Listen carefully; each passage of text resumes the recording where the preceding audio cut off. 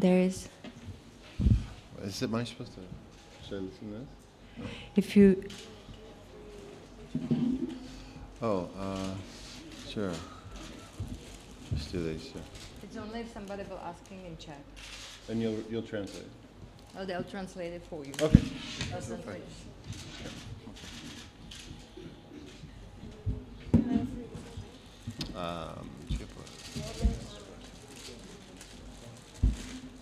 I think there are two options.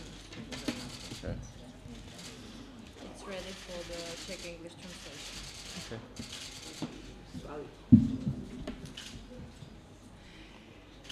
Ladies and gentlemen, welcome at the very first press conference of the 53rd International Festival Karlovy Vary with the American actor, director, screenwriter, producer, and the musician Tim Robbins. Tim Robbins won an Oscar for Best Supporting Actor for his performance in Mystic River and was nominated for a Best Director Oscar for the movie Dead Man Walking. He is also this year's recipient of the Karlovy Vary Crystal Globe for outstanding contribution to world cinema. He received the award last night at the opening ceremony of the festival. At this year's festival, Mr. Robbins is presenting two of his authorial films, Bob Roberts, just a while ago, and Cradle Will Rock. In addition, he will appear on stage for a special concert performance by Tim Robbins and the Rogues Gallery Band. It will take place on Wednesday, July the 4th at the Karlovy Vary Theatre. His other significant film appearances, amongst many of them, is The Shawshank Redemption from 1994, which will be shown tonight at the open air cinema with a personal introduction by Mr. Robbins. Welcome. Thank you. The press conference will take 35 minutes, dear colleagues, and now the floor is open to your question. Are we ready? Yes. Okay, perfect. Věra Míšková, Právo, Mirka Spáčová.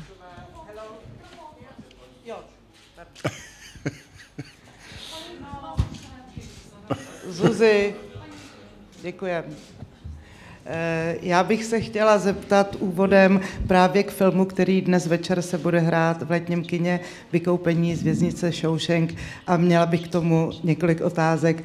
Za prvé, co tento film znamenal pro vás ve vaší herecké kariéře, protože to byl film, který opravdu získal velkou pozornost, a jestli jste očekával a s jakými pocity přijímáte to, že je to dodnes i po těch letech jeden z filmů, které se drží stále na špičce žebříčků popularity i oceňování. Děkuji. Well, thank you. I feel very blessed by that film. Pretty much every day that I'm out in public, someone says something extremely nice to me about that film, and so if I'm having a bad day, there's always some positivity out there. I think it's really awesome to have that.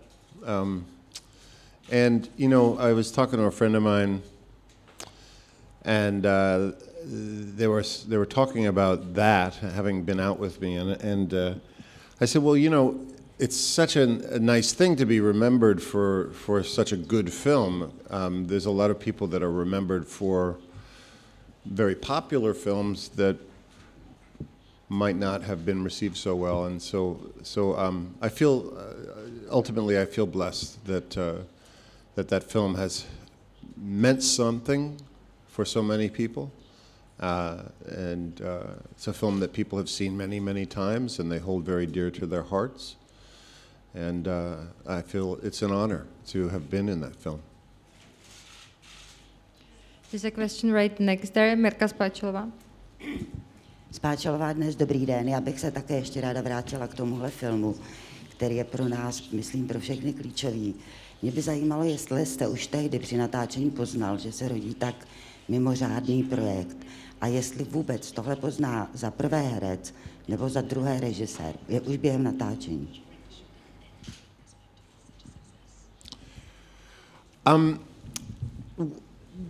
We knew it was a really, really good script. It was one of the best scripts I've ever read. And both Morgan and I and the cast and cinematographer Roger Deakins all knew that this script had great potential, but we had no idea, of course, at the time, how much it would resonate for so many people for so long.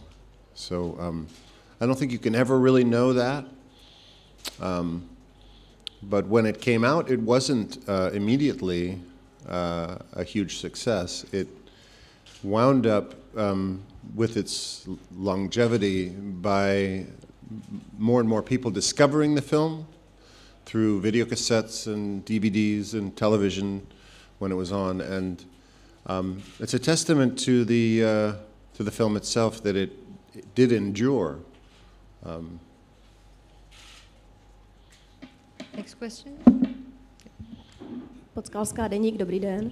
Já bych trochu odbočila a zastavím se u Miloše Formana. Vy jste o něm hovořil včera večer ve svém řeči, tak by mě zajímalo, vy jste se zmínil o projektu, který jste spolu původně připravovali, ale se kterého nakonec sešlo. Tak by mě zajímalo, jestli neuvažujete o tom, že byste přece ten projekt někdy ještě dotáhl do konce. A druhá věc, jestli jste díky Miloši Formanovi pro sebe objevil při této krátké spolupráci nějaký nový úhel pohledu na vyprávění příběhu. Děkuji.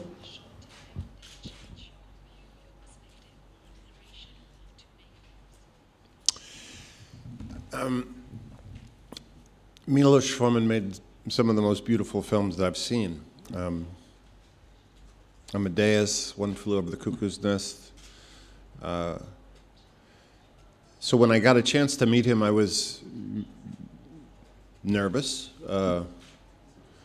It's a strange life I have sometimes when I meet people that I idolize. And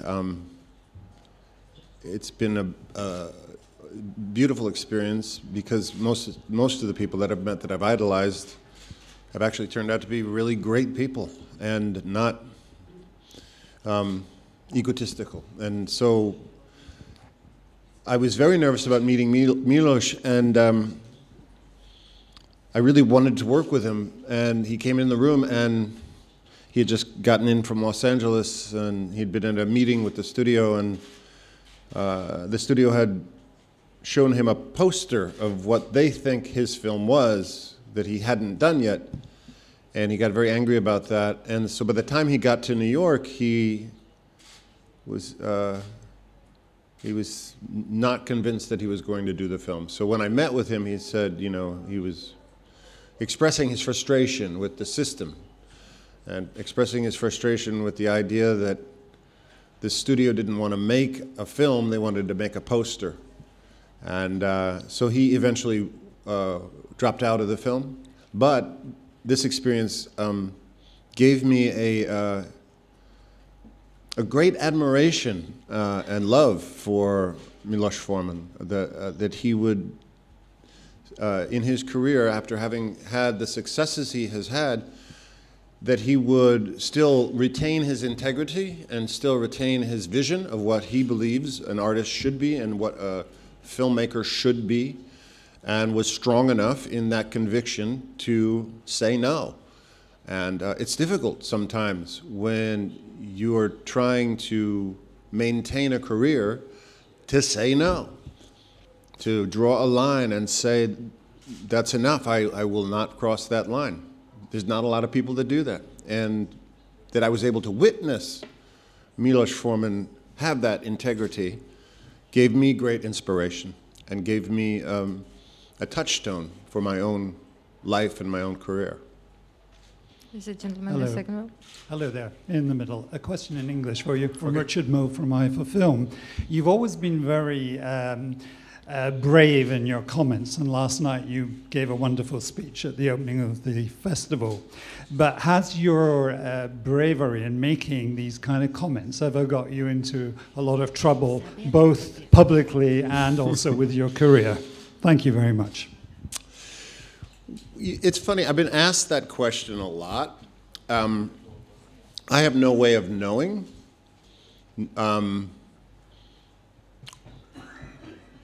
I guess the way I would answer that is that if I had been safe, if I had kept my mouth shut when something I felt needed to be said, if I had not spoken out, I don't know that I would like myself very much. And I think compromise is a dangerous thing when you're talking about artistic integrity and the truth, and to know something and to not say anything, for me, is a betrayal of what a democracy is. Democracy, the reason we have freedom of speech in a democracy is not to use it when it's convenient, it's to use your speech when it's difficult. That's the whole point of it. And I wish more people would have used their free speech rights, given the information that they had back when we were drumming up the Iraq War, which was based on false information, manipulated intelligence, and wound up with a huge human tragedy. Hundreds and hundreds of thousands of people dead, a new incredibly out-of-control refugee crisis created by the United States and that war. Yet no one wants to really talk about that. No one really wants to admit that they were wrong. In fact, the people that got it wrong in politics didn't have to pay any price for that.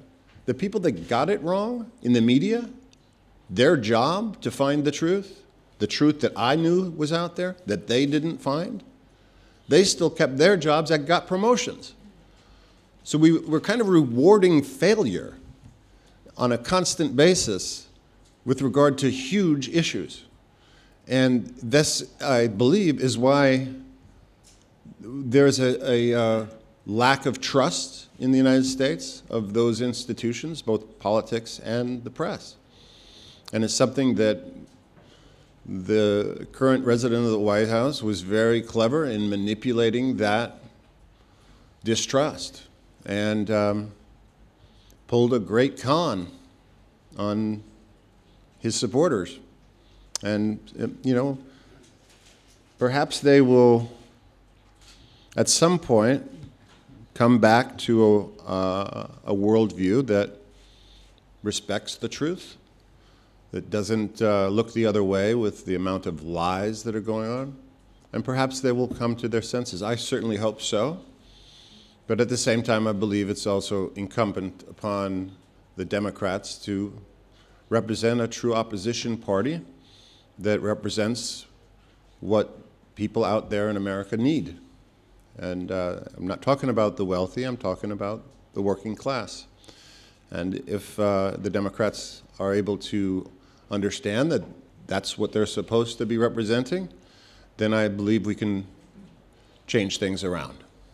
But if they're going to continue to pander to Wall Street and they're going to continue to not get involved in controversial subject matter, then we're probably going to see a repetition of what we saw last 2 years ago.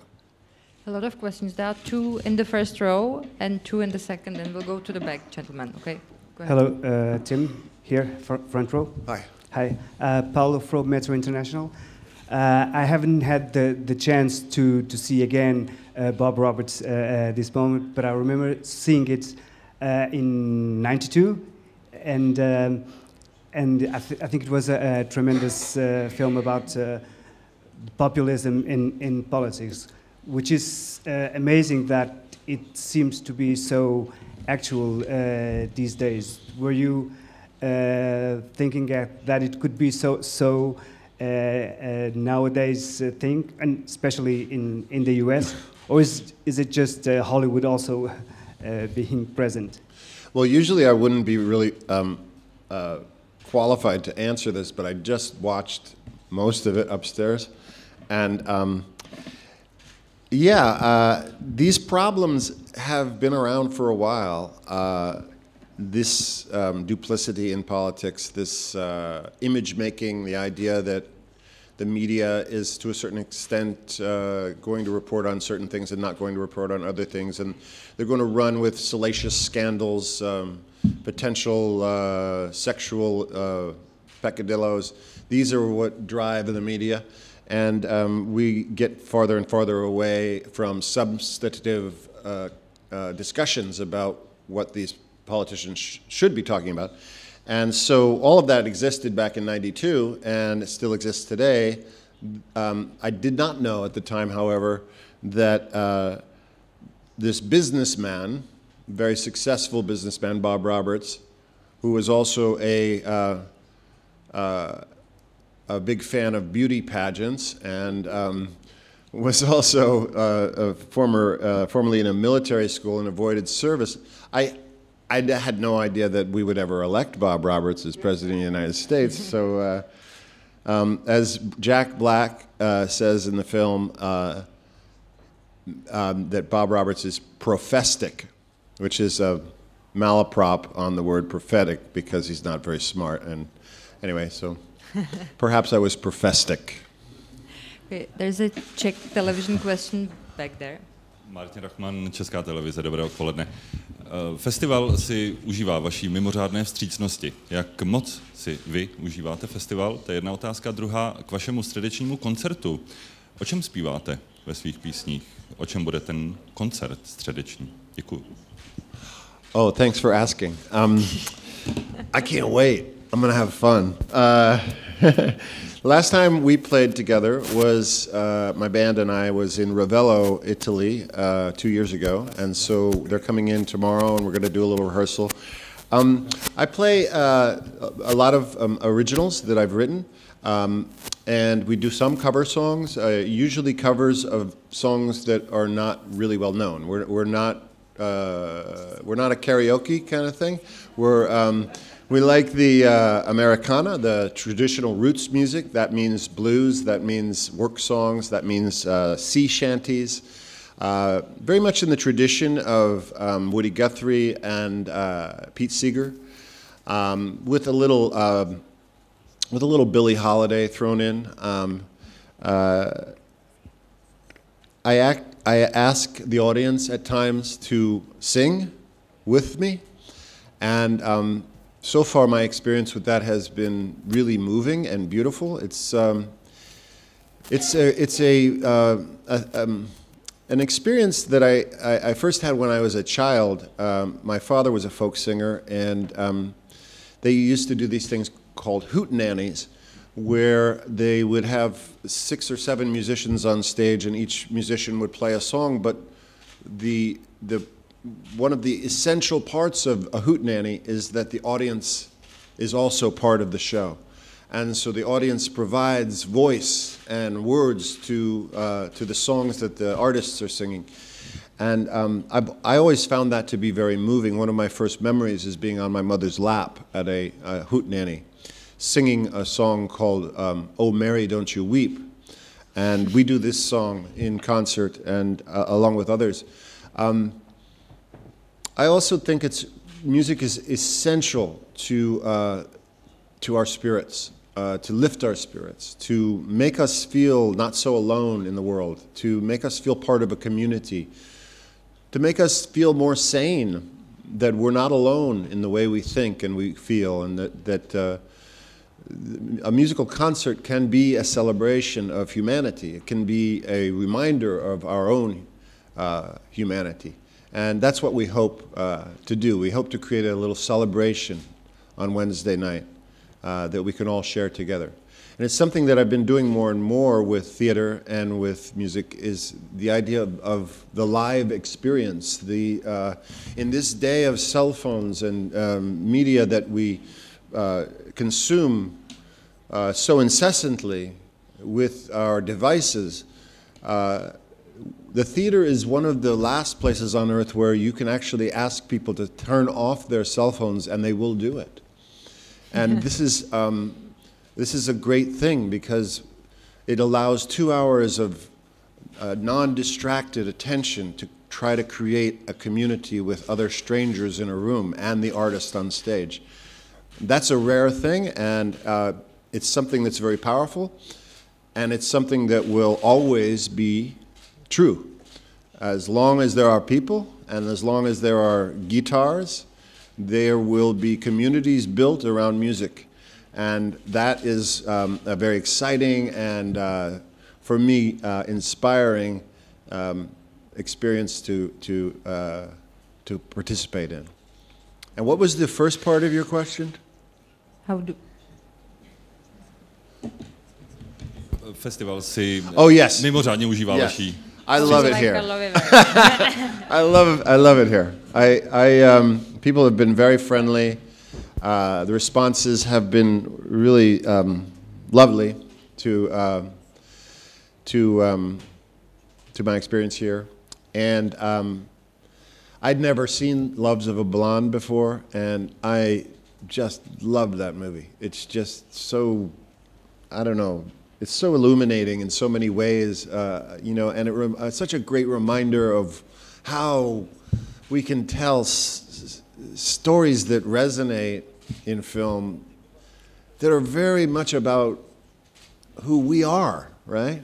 Instead of big explosions and superheroes, that it's so interesting, this young woman that is in love, right? And yet we experience this what you would call a very simple film that gets so many details of what life was like in 1965, and from the sexual repression to the cultural obstacles to the simple necessity of love. It was a great reminder of what film can be to watch Miloš Forman's film last night. Go ahead. Elena Senková, Slovenská televízia. Ja by som sa chcela opýtať a vrátiť sa k Milošovi Formanovi. Spomínali ste, že ste sa stretli s Milošom Formanom osobne, aj že vás to ovplyvnilo. Spomínali ste aj, že teda veľa jeho filmov si vážite. Aké filmy máte najradšie od Miloša Formana a akým spôsobom vás ovplyvnilo jeho umenie?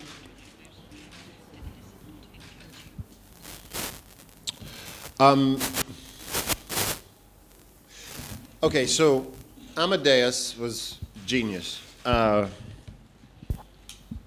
But I think the film that really got me the most was One Flew Over the Cuckoo's Nest.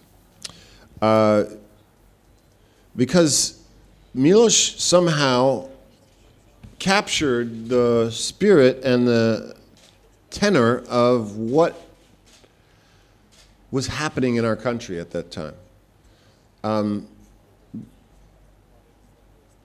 It's a beautiful script. It's a great story. Jack Nicholson is amazing in it. But his rebellion in that was our rebellion. That character of McMaster, is it? That he was expressing all of our frustrations at the time. The idea that there are certain rules that can't be broken, and that there's certain respect one has to have for authority because they're a nurse or a doctor, and because everything they say has to be true, right? And to stand up to that and to question that in that story really resonated for a lot of people in the United States. And of course, Man on the Moon is a beautiful movie, and I was just seeing a documentary about that recently, and it's good. It's good to remind ourselves that, you know, particularly when we think about how, what's the right word? How completely misguided we are with the way that we are talking about immigration in our country. this idea that immigrants are going to steal something from us or going to hurt us is so, so ignorant. Because if you think about the amount of great achievements and advancements in art and technology and science that have come from overseas, that have come from immigrants. And then you know, in the arts, that you see that Milos Forman could do 5 great American films, being from the Czech Republic. And it's something that I've known for a long time and is at the core of the work that we do at the Actors Gang in Los Angeles. We are all immigrants, all of us. We did a recent play called The New Colossus. And The New Colossus is the name of a poem by Emma Lazarus that is on the base of the Statue of Liberty. And it says, "Give me your tired, your poor, your huddled masses yearning to breathe free. The wretched refuse of your teeming shores. We want not the rich, not the powerful. We want the outcasts because we will take care of them. And we will take them into our breast and nurture them." And this is what America represented for so long. And to have this ignorance running rampant, this ugly, hateful rhetoric that denies the fact that we ourselves are immigrants, all of us. Unless you are an indigenous, if you are descended from an indigenous tribe in the United States, unless you are an immigrant, or the son, or the grandson, or the great-grandson, great-granddaughter of an immigrant. So how did it get cut off? How did it get into this kind of idea of pride of what it is to be an American? We're all from other places. And shame on all these people for demonizing hardworking, courageous people that made a journey to the United States, risked their lives to save their family, risked their lives to have a better life for their 2-year-old kid that they've taken with them. This is a courageous act. Our country was built on the DNA of courageous people that said no and that risked their lives because they had the conviction to say no to what was going on in the country that they were left. And this is a great thing to be proud of, and the fact that we are sullying that with hatred and xenophobia is a disgrace. It's not better here.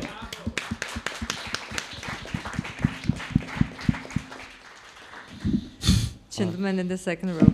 Hello, I'm David from TV Markíza in Slovakia. I would like to ask you, my first question is, in which position do you feel the most comfortable? Actor, director, screenwriter, producer, or musician?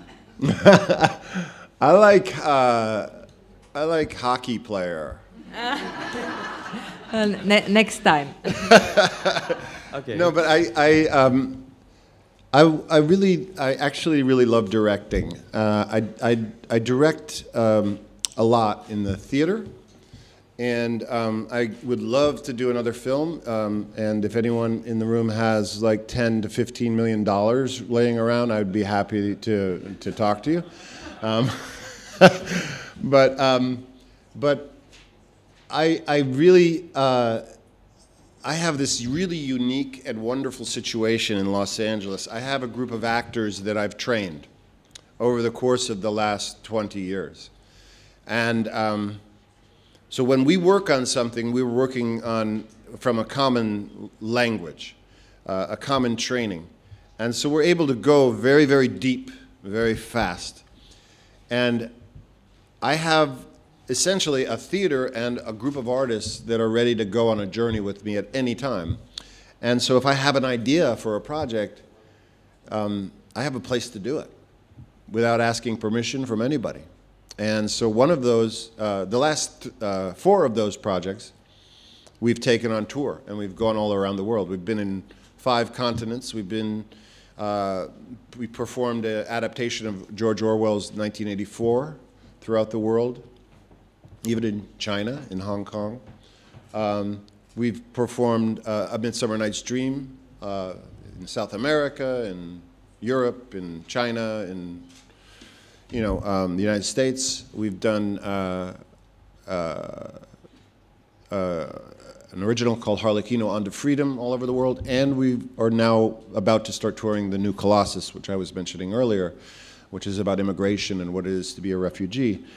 And these experiences, like I was talking about earlier, the live experience has been really tremendous for me. It's been opening up a line of communication that I've never really been able to have with films. Because films, as much as I love doing them, you don't get the live experience. And what the live experience gives you is this immediate communication. You can't hide. You can't screw up. You have to give your best to these incredible people that have made the journey to come see you live. That's a really, that's an awesome thing. One of my teachers back in the 80s said something to me that profoundly affected me and changed me forever about the way I view theater and entertainment in general. And he said this, he said, don't ever assume anyone in your audience could afford the ticket that they got to see you. Never assume that they had that money. And on top of that, assume that they had to walk 5 miles because they put their last dollar into the ticket and couldn't afford bus fare. Give that respect to everybody that is sitting in the audience. And that has driven me from that moment forward.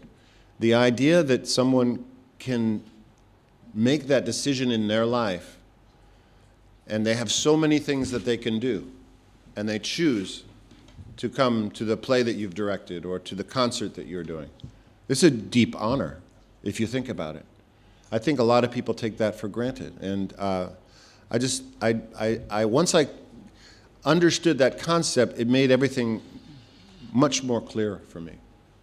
Thank you. Okay. And the second one, a more personal question. Did all your dreams come true, or are there still any? Did all my dreams come true?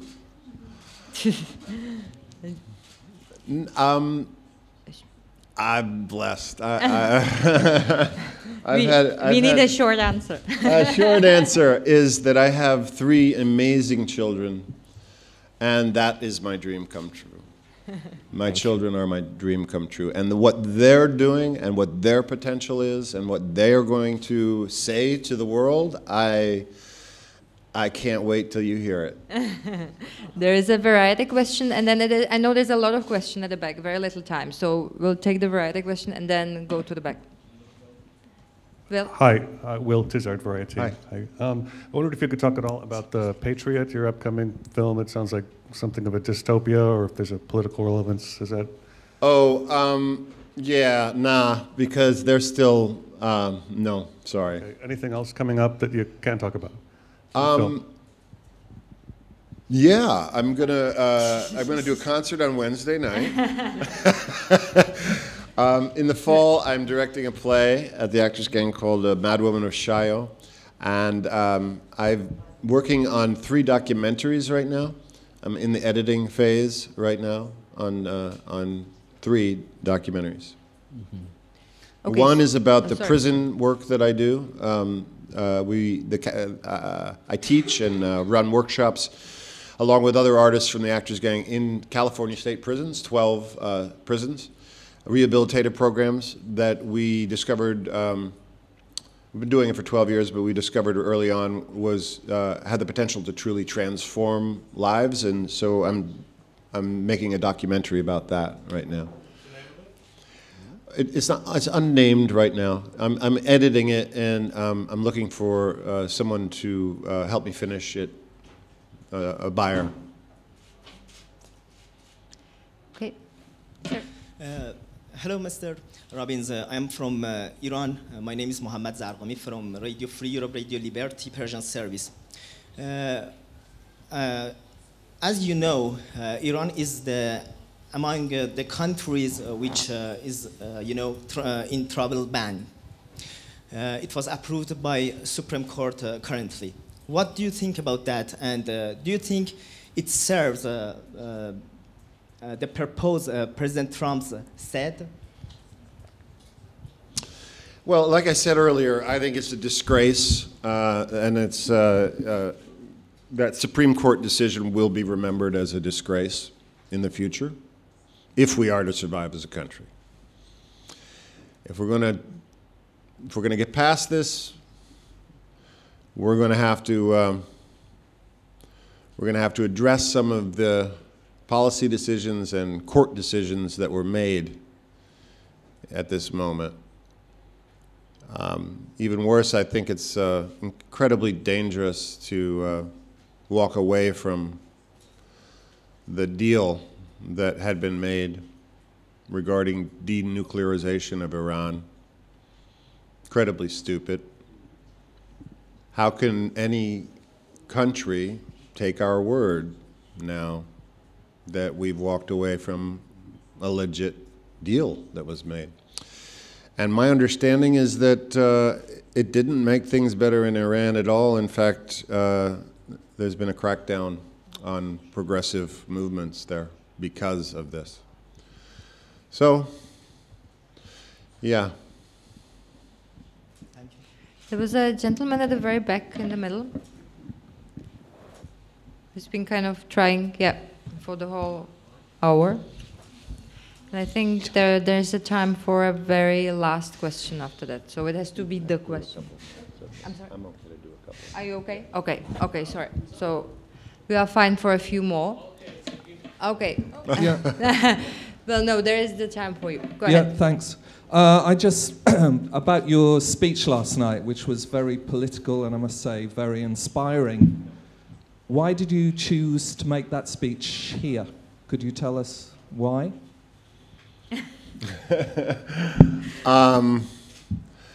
Well, if it means anything, I did it in my hotel room, but nobody heard it, so.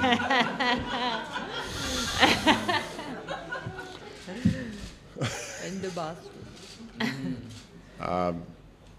I think we're living in a moment right now that it's important to speak. Yeah. I think. Yeah. Pani Mišková. Áno, ráno na Slovenský rozhlas, môžem sa spýtať iba krátko. Vy pôsobíte, pán Robbins, ako taký renesančný človek, lebo ste divadelným režisérom, filmovým režisérom, scenáristom, hercom, hudobníkom, ešte by ste mali asi maľovať, ale nemáte napríklad aj ambície vstúpiť do politiky? Keď vás tak počúvam, tak bol by to radostný americký politik. Ďakujem vám. Yeah, no.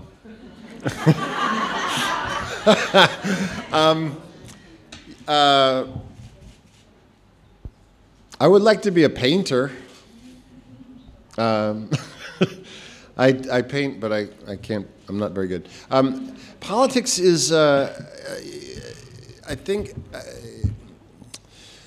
it's a profession that I have never really had any desire to enter. I think it's because I've met enough politicians to know that there's something that happens to them once they've been there for a while. This happens to all of them. And I don't want to be in that kind of environment. Again, it's an environment of compromise and potential compromise of your values. I have met a couple of people that are awesome public servants that are really trying through the power of their office to help people. And I am supporters of those politicians, and I encourage other people to support them as well. but I'm not personally cut out for that kind of life. Okay. Věra.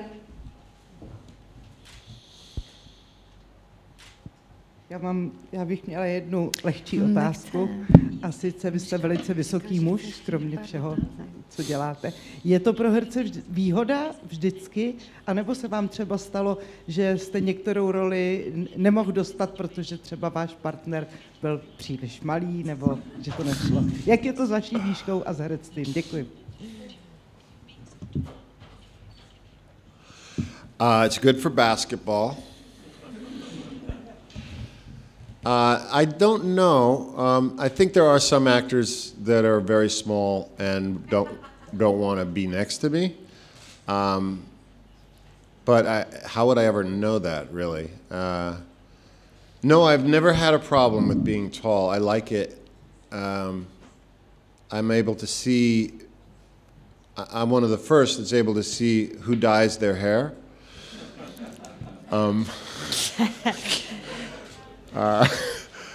My perspective on Roots is extraordinary. I loved working with Jennifer Jason Leigh. She was, in Hudsucker Proxy, the Coen Brothers movie. She was 5 foot tall. And we had so many different ways to make her taller or me shorter. I remember acting a scene with her once where my legs were like this, right? And I'm making myself like about 1.5 foot shorter, just to see eye to eye with her. But and I just worked with Holly Hunter in an HBO show, and she's about 5'2" of dynamo. So yeah. Please. They took it from you. Well, maybe they knew why. No, go ahead. Hi, Tim. Thank you for filming your brave speeches. And what is your attitude? You mentioned Morgan. What is your attitude to the Me Too revolution? Oh, I think it's necessary at this moment to receive what's happening. It's a problem. It's been a problem for a long time. I'm really, I think it's very important that it's being discussed. That there's hopefully going to be a shift in the power dynamic, and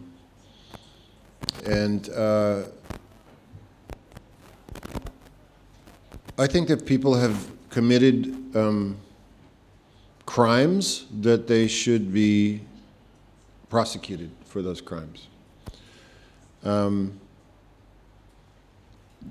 But regarding, it's for me at times I am wary of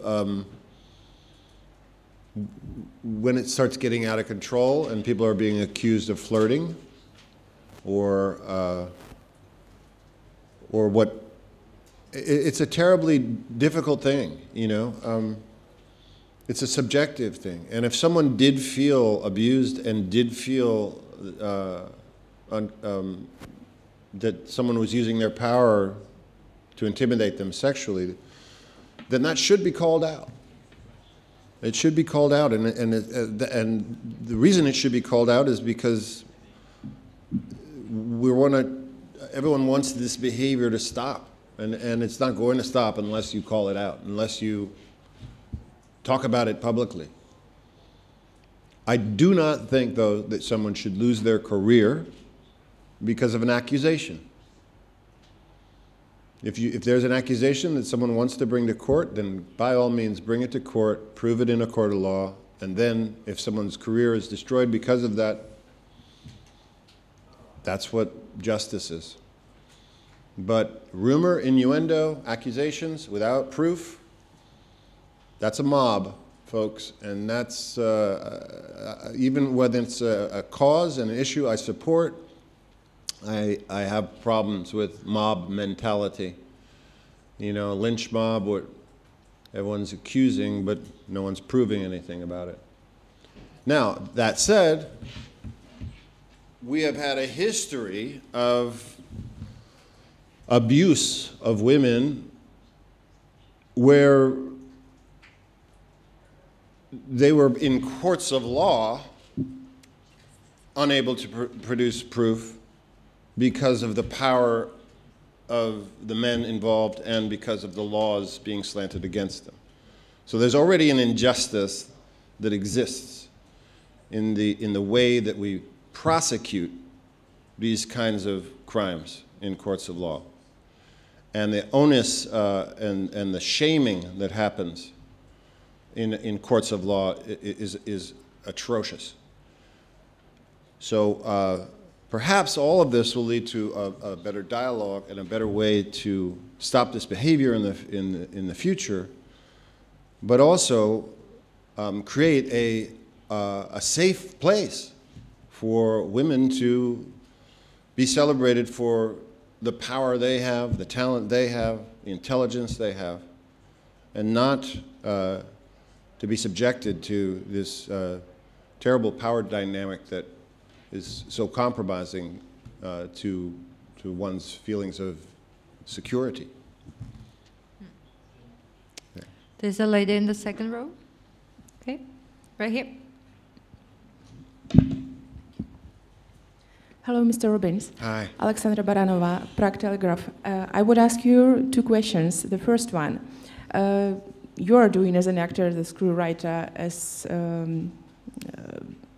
everybody.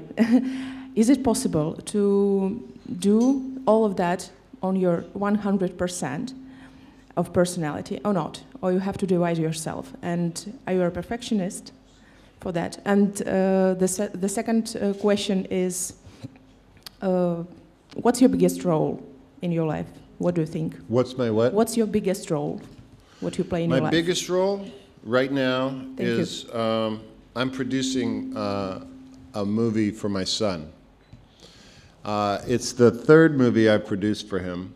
Every time he makes one, it either, you know, makes money or it gets into Sundance. And, you know, he's been at Sundance Film Festival for the last 2 years.